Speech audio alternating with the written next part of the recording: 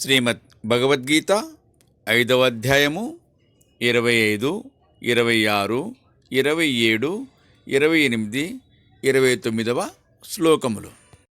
లభంతే బ్రహ్మ నిర్వాణం ఋషయః చైన కల్మషాః చిన్నద్వైధాయతాత్మానః సర్వభూతహితే రతాః. పాపరహితులు, సంశయ శూన్యులు, జితేంద్రియులు, సర్వభూతహితులునగు ఋషులు పరమముక్తిని ప్రాపించుచున్నారు. కామక్రోధ వియుక్తానాం యతీనాం యతచేతసాం అభితో బ్రహ్మ నిర్వాణం వర్తతే విదితాత్మనాం.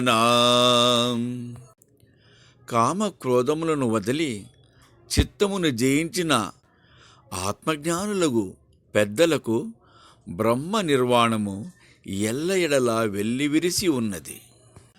స్పర్శాన్ కృత్వా బహిర్బాహ్యాన్ చచ్చుచ్చైవాంతరే భ్రువో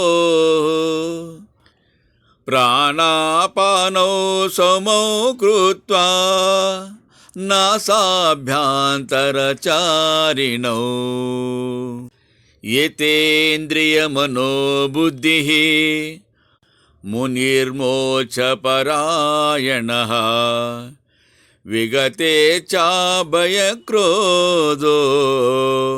యసదా ముక్త ఏవ సః.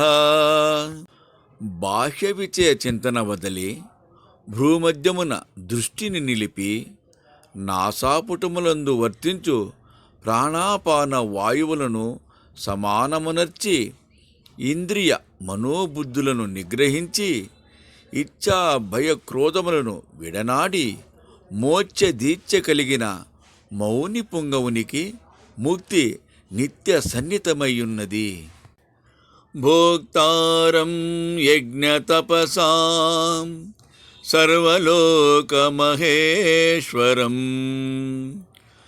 సుహృదం సర్వభూతానాం జ్ఞాత్వా మాం శాంతిమృచ్యతే. తపోయజ్ఞ ఫలములకు భోక్తయు సర్వలోకములకు ప్రభుడను సమస్త భూతములకు ఆప్తమిత్రుడను నగు నన్నెరింగి పురుషుడు శాంతిని పొందుచున్నాడు. ఓం తస్సత్ ఇతి శ్రీమద్భగవద్గీతాసు ఉపనిషత్సు బ్రహ్మ విద్యాయాం యోగశాస్త్రే శ్రీకృష్ణార్జున సంవాదే కర్మ సన్యాసయోగో నామ పంచమోऽధ్యాయః.